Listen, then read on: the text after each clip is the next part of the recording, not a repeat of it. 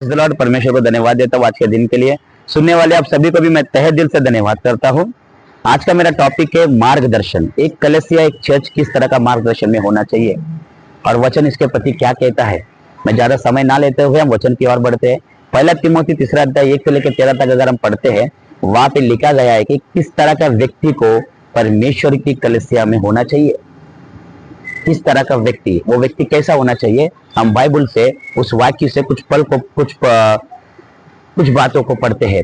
वो पियक्कड़ नहीं होना चाहिए, वो शांत होना चाहिए, वो निर्दोष होना चाहिए, वो एक ही पत्नी का पति होना चाहिए। इस बात में इसलिए जोर दे रहा हूं कि वो एक ही पत्नी का पति होना चाहिए।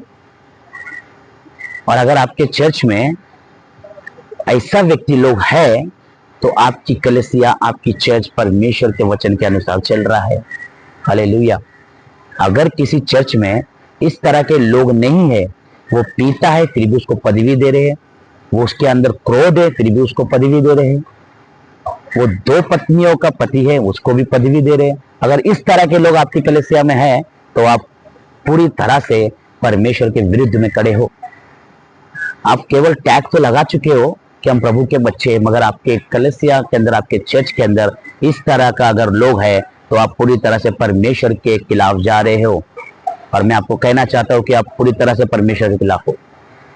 परमेश्वर का वचन कहता है कि वचन सत्य है। पहला तिमोथी 3 अध्याय पहला वचन पढ़ोगे तो वहां पे ऊपर एक बात लिखा हुआ है, ये बात सत्य है। कौन सी बात? ये बात, पियक्कड़ नहीं होना चाहिए, एक ही पत्नी का पति होना चाहिए। इधर कलीसिया में, चर्च में। क्या आज आपके चर्च में ऐसे लोग हैं?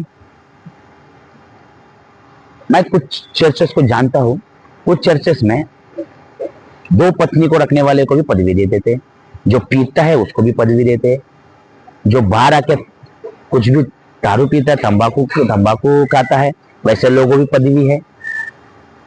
क्या प्रभु की इच्छा में चल रहे हो आप? क्या उसकी मर्जी में चल रहे हो आप?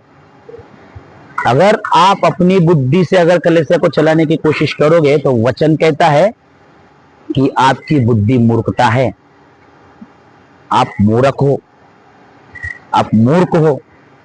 अगर आप कॉम्प्रोमाइज की जिंदगी जी रहे हो तो एक व्यक्ति को खुश करने के लिए परमेश्वर के वचन के खिलाफ जा सकते हो, तो आप मूर्ख हो। परमेश्वर का वचन कहता है। चर्च, मैं आपको कहना चाहता हूं एक ही बात, क्योंकि परमेश्वर का वचन स्पष्ट रूप से कहता है कि वचन सत्य है और सत्य को जानोगे तो आप स्वतंत्र हो जाओगे। आपके चर्च में अगर 2 पत्नियों का पति को आप पदवी दे चुके हो तो आज के आज, अभी के अभी आप उसको निकाल दो। अगर उसको खुश करने के चक्कर में आप आपके स्वर्ग में जो आपके लिए बहुत अच्छा मुकुट रखा है वो खो लोगे, आप खो दोगे। आप वहां का स्थान खो दोगे अपने यहाँ से। एक व्यक्ति को खुश नहीं करना है, हमको परमेश्वर को खुश करना है। हमारी कलीसिया, हमारी चर्च को पूरी तरह से प्रभु के अधीन में चलाना है। मेरा कहना यही है कि अगर किसी चर्च में 2 पत्नियों का पति को पदवी दिया है और दारू पीने वाले को पदवी दिया है तो आप तुरंत के तुरंत परमेश्वर के खिलाफ जा रहे हो, उसको निकाल दो। एक दुनिया का काम के लिए कितना मेहनत करना पड़ता है, कितना पढ़ना पड़ता है, कितना परिश्रम करना पड़ता है, तब जाके कोई पुलिस का काम मिलता है, कोई डॉक्टर का काम मिलता है, इतना परिश्रम करने के बाद। और हमारे कलीसिया में कैसे भी लोगों को पदवी दे रहे हैं। क्या इतना तुच्छ समझा उस पदवी को? आप उसको कुछ नहीं समझते। आपको समझना है वचन को सही तरीके से।